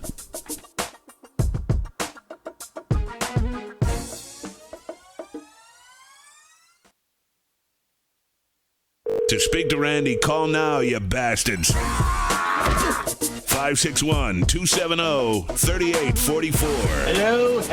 Randi Rhodes. Air Force. I am super sexually satisfied. I'm genuinely 100% more satisfied with my sex life than I was before Randi Rhodes came back on the air. Hi, I'm the Howard, and yes, it's true. I'm actually 100% more sexually satisfied than I was just one day ago. And I didn't grow a mustache. I didn't get an awesome new tattoo, and I didn't join a CrossFit gym either.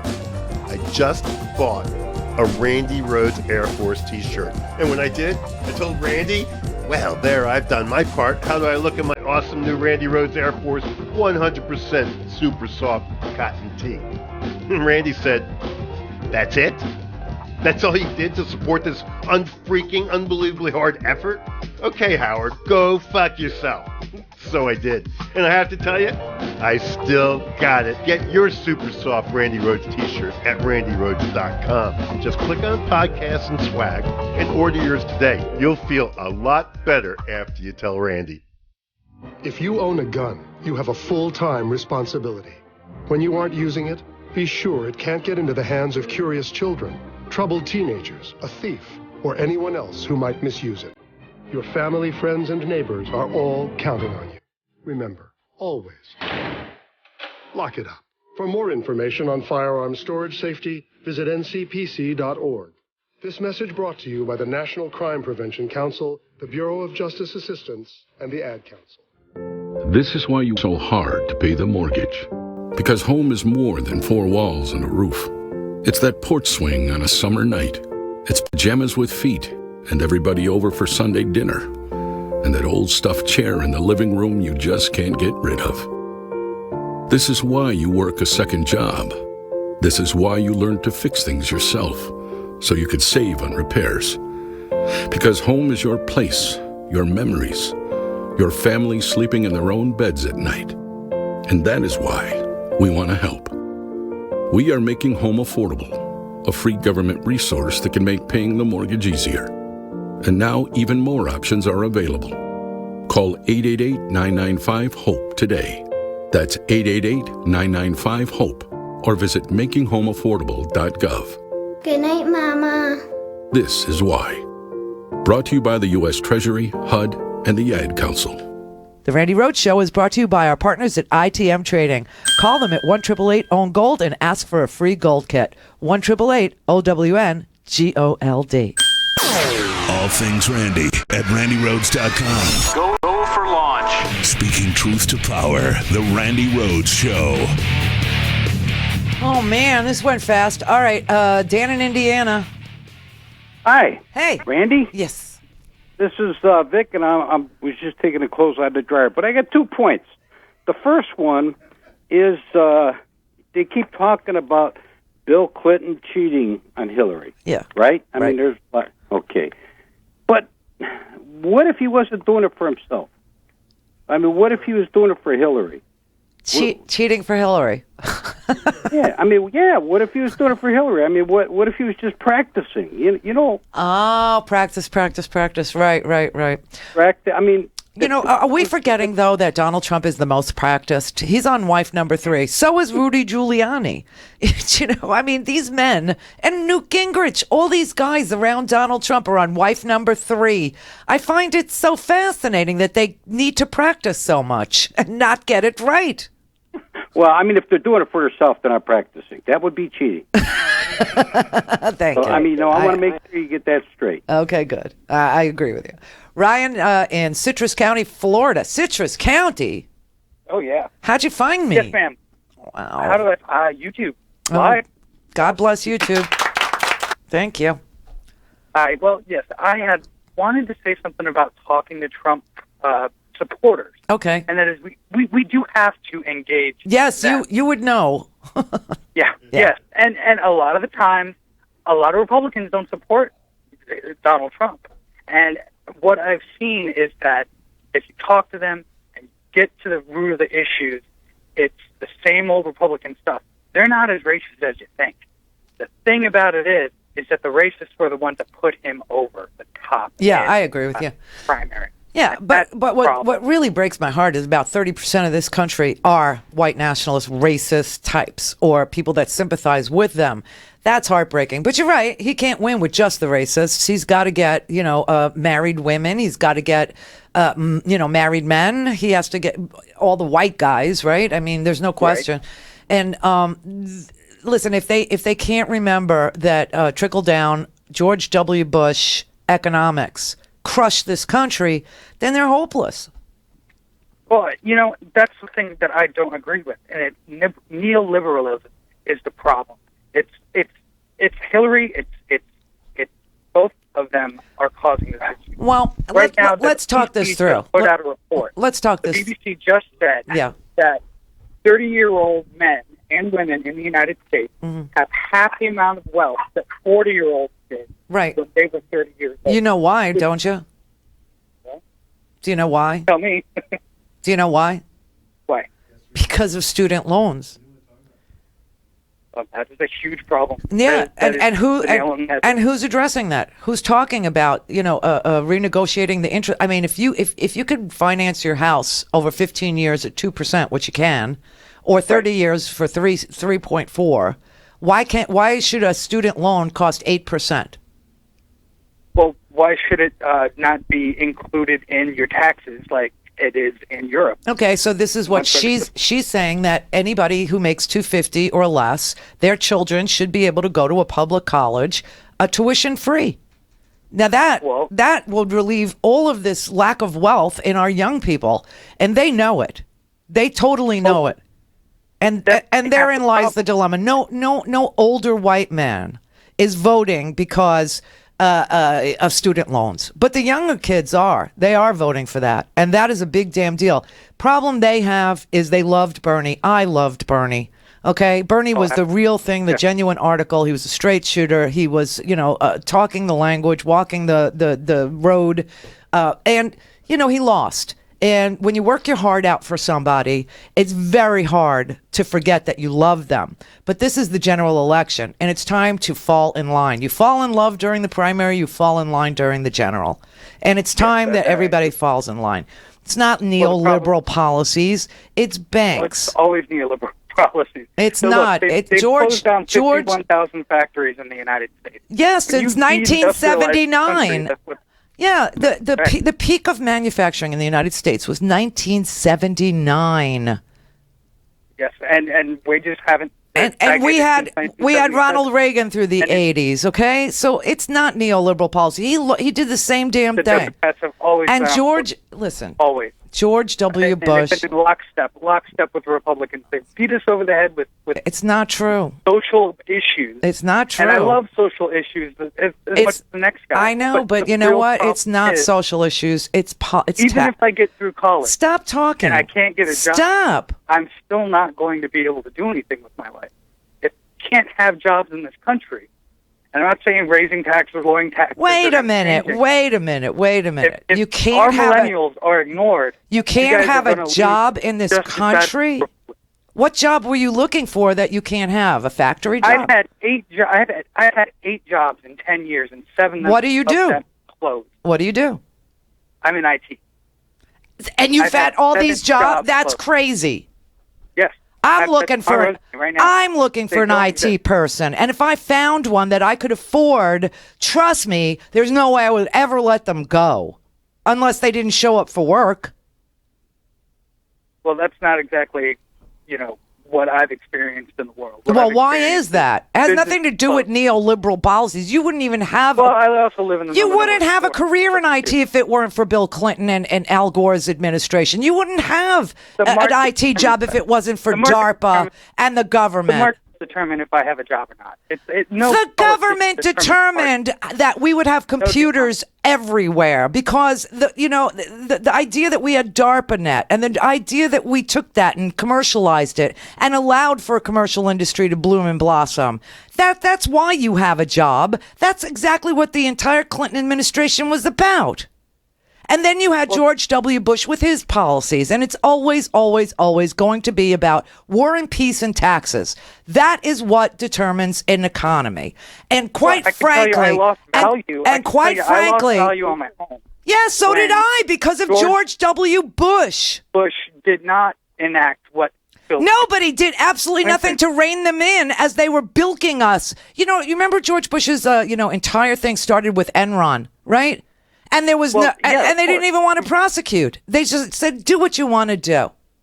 They were bilking. Enron doesn't have anything to do with. They were bilking grandma. Okay, stop. Deregulation. First of all, I really hate that you guys call me at the end of every single show. I think that's disgusting. I honestly, I called you at 4:00. It has. Oh, okay. Then I apologize. It has nothing to do with Democrat and Republican. It has to do with taxes and war. If you have a president who reduces taxes in a time of war and refuses to rein in Wall Street excess, absolutely, you have a perfect storm. And every Republican president does it. We had a recession under Ronald Reagan.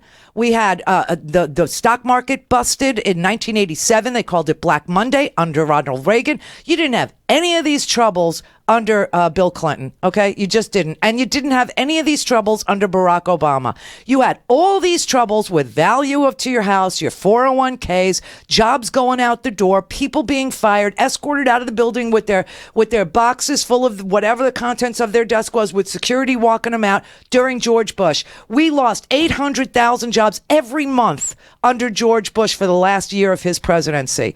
And we are finally starting to recover. And the idea that you would think that hiring somebody other than a Democratic president with a tax plan that makes sense, and wants to relieve students of their loan debt, and wants to allow kids to educate themselves for the industry of the future, which is probably clean energy and robotics. And if you think you've seen job loss, okay, after the peak of manufacturing, which died in 1979 in this country, wait until you see what robotics does to it. You have to be prepared for the next wave, and that's why education matters. And somebody that won't invest in that is going to bankrupt the country all over again. Well, yeah, but the fact of the matter so is... then what's the argument? The Democrats still hold on to those neoliberal policies. Okay, like what? That are going... Like what? Give me one. Okay, off the top of my head, yeah, I'm going to give you a great one. Okay. And it's that we continue to allow H-1B visas into this country. Every Democrat I've ever known has allowed. Because we don't have the brains in this country to fill these jobs. We just don't. Yes, we do. No, we don't. Absolutely have them. No, we don't. H-1B visas. Listen, are the greatest, the best and the brightest are already, locally, the best and the brightest are all welcome in Silicon Valley, okay? They're all welcome to work for Google. They're all welcome to work for Twitter. They're all welcome to work for these IT companies. They're all, they recruit them. They actively search for them. Disney fired all of their IT people and replaced them with H-1B people. Every single IT person over there. What you don't understand, they don't live in Orlando. Okay, so what do you think an H-1B person makes? Anywhere from $35,000 to $100,000. No. I mean, they'll replace literally. No, people don't leave. People don't leave. People don't leave their friends and family to come over here and work for $30,000. It doesn't happen.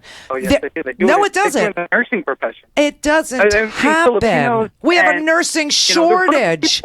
We don't have enough nurses. We don't have enough brilliant IT people. We don't have enough Wozniaks. We don't have enough Steve Jobs. Well, Steve Jobs was, a salesman, but we don't have enough Wozniaks.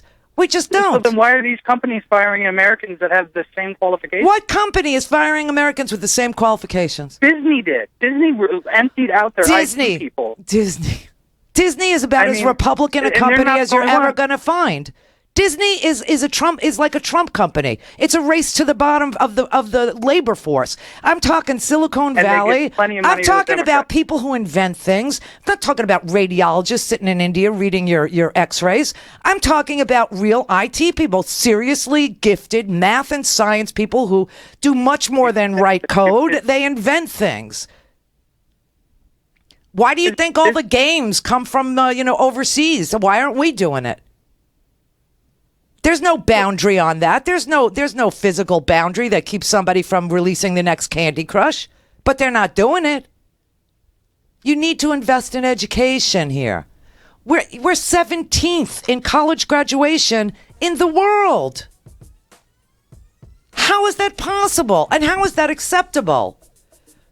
You want to put a tag, a neoliberal. It sounds evil. It sounds ugly. Neo anything is not good. We want to invest in education because we understand that those are the jobs of the future. You think the next wave is going to be any more comfortable than the wave we lived through from in the 80s where manufacturing was just wiped out? The peak of manufacturing in these United States was 1979. Get over it already. Retrain yourself, do something, and if you're going to be in IT, be the best. Go back to freaking school. Elect Hillary Clinton, and you'll be able to go to a public university, tuition free, and become the next Candy Crush inventor. You probably, Robotics is going to be the next thing, okay? There's no question. You even have cars now that are starting to drive themselves, which is just freaky because I love to drive. They're even going to take that pleasure away. You better be prepared. And our kids better be prepared.